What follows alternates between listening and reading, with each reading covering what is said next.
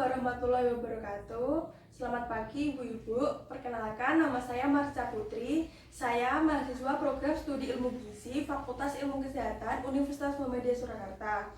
Sebelumnya, saya ingin mengucapkan terima kasih kepada Bapak Kepala Desa yang sudah memberikan saya waktu untuk memberikan penyuluhan gizi kepada ibu-ibu semua. Di sini saya akan menyampaikan mengenai obesitas. Sebelumnya saya ingin bertanya kepada ibu-ibu, apa ibu-ibu sudah tahu obesitas itu apa? Obesitas itu yang gendut itu, Bu. Benar Bu, obesitas itu yang gendut. Setelah ini saya akan menjelaskan lebih lanjut ya Bu mengenai obesitas itu apa. Jadi, apa itu obesitas? Obesitas merupakan penumpukan lemak yang berlebihan akibat ketidakseimbangan asupan energi atau energi intake dengan energi yang digunakan atau energi ekspenditur dalam waktu lama. Kemudian saya akan menjelaskan mengenai fakta data obesitas. Yang pertama, di dunia obesitas meningkat lebih dari 2 kali lipat sejak tahun 1980. Yang kedua, rata-rata indeks massa tubuh atau IMT populasi di dunia adalah 24 kg per meter kuadrat. Yang ketiga, prevalensi kelebihan berat badan tertinggi terdapat di wilayah WHO Amerika dan terendah di wilayah WHO Southeast Asia. Yang keempat, pada tahun 2014, lebih dari 1,9 miliar orang dewasa usia 18 tahun ke atas mengalami kelebihan berat badan. Dari jumlah tersebut, lebih dari 600 juta mengalami obesitas. Yang kelima, 39% dari orang dewasa yang berusia 18 tahun ke atas kelebihan berat badan dan 13% mengalami obesitas. Yang keenam, di seluruh wilayah WHO, obesitas lebih tinggi pada perempuan dibandingkan pada laki-laki. Yang ketujuh, berat badan lebih dan obesitas menjadi penyebab kematian populasi di berbagai negara yang ada di dunia. Yang kedelapan, terdapat 4 juta anak di bawah usia 5 tahun mengalami kelebihan berat badan dan obesitas. Dan yang kedelapan, obesitas ini dapat dicegah. Jadi ibu-ibu jangan khawatir yang merasa mengalami obesitas, hal ini dapat dicegah. Kemudian, faktor apa yang menyebabkan obesitas? Yang pertama yaitu faktor genetik. Yang kedua, faktor pola makan. Yang ketiga, faktor pola aktivitas. Saya akan menjelaskan lebih lanjut mengenai 3 hal ini. Yang pertama, mengenai genetik. Bila salah satu orang tua mengalami obesitas, maka peluang anak-anak menjadi obesitas 40-50%. Dan bila kedua orang tua mengalami obesitas, maka peluang anak-anak menjadi obesitas 70-80%.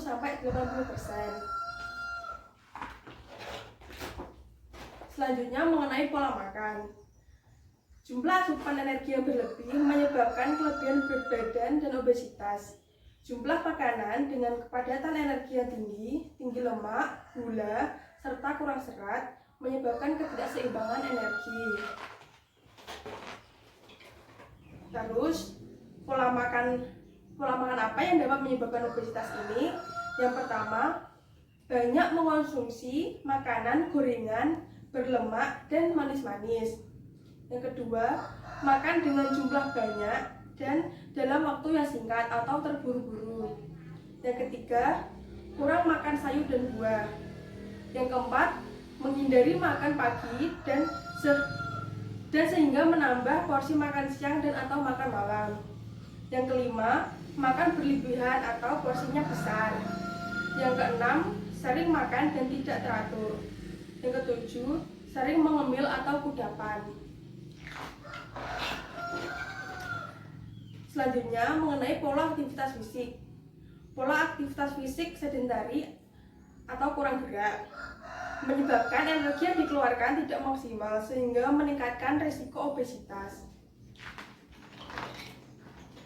Kemudian, bagaimana cara mengetahui obesitas? Di sini saya akan menjelaskan cara ibu-ibu mengetahui obesitas itu apakah saya obesitas atau tidak.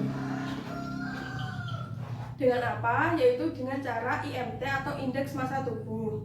IMT adalah indeks sederhana dari berat badan terhadap tinggi badan yang digunakan untuk mengklasifikasikan kelebihan berat badan dan obesitas pada orang dewasa. IMT didefinisikan sebagai berat badan kilogram dibagi dengan kuadrat tinggi badan dalam meter, kilogram per meter kuadrat. Kemudian ada rumus penentuan IMT, yaitu IMT sama dengan BB dalam kilogram dibagi tinggi badan dalam meter dikuadratkan. Gitu. Selanjutnya mengenai untuk tabel klasifikasi IMT. Jadi untuk tabel klasifikasi IMT ini terdapat dua klasifikasi. Yang pertama klasifikasi WHO untuk berat badan kurang atau underweight dengan IMT kurang dari 18,5. Berat badan normal 18,5 sampai 22,9.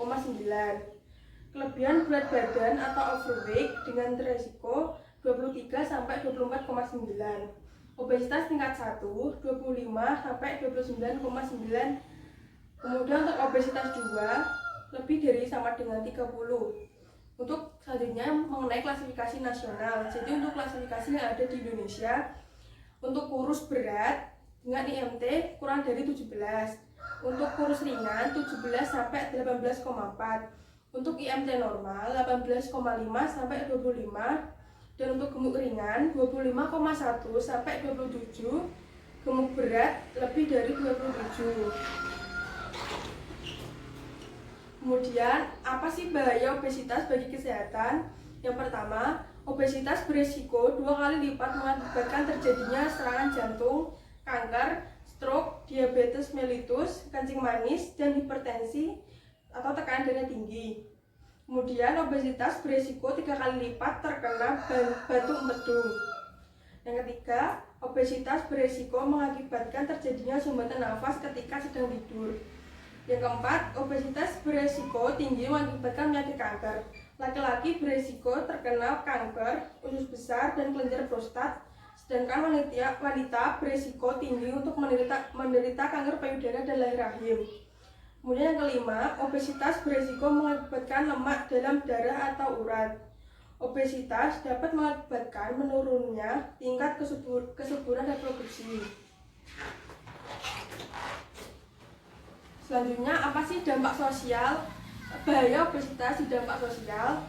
Yang pertama, obesitas mengakibatkan gerakan menjadi lamban, sehingga dapat mengakibatkan menurunnya produktivitas.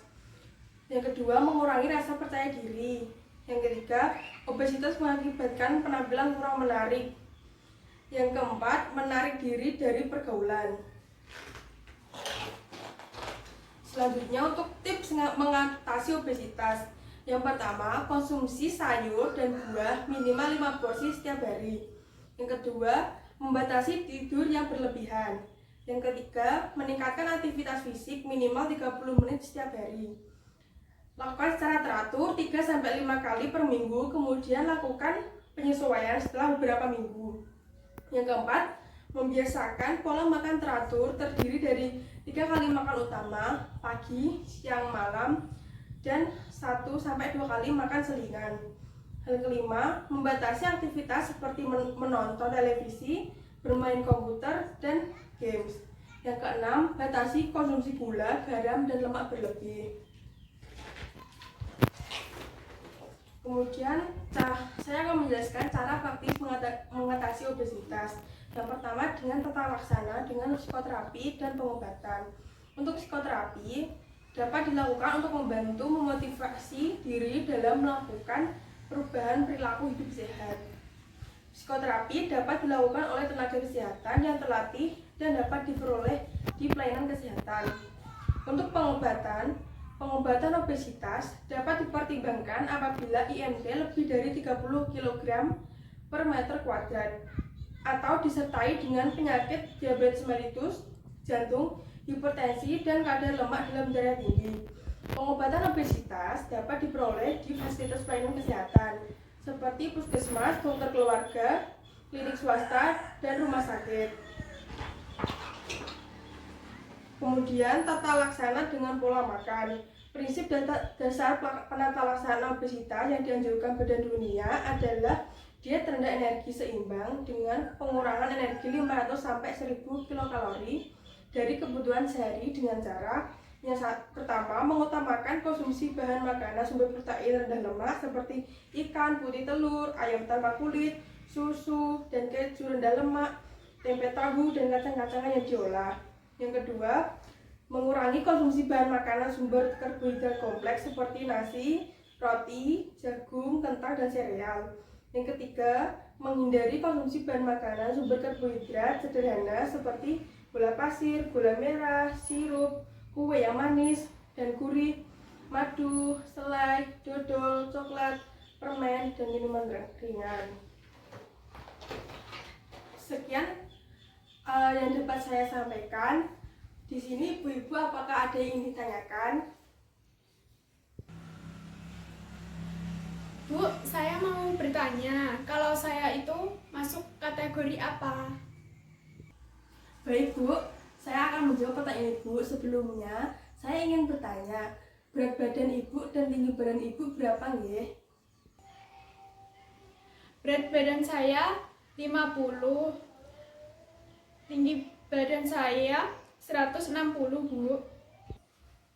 Baik Bu, saya akan menjawab pertanyaan dari Ibu.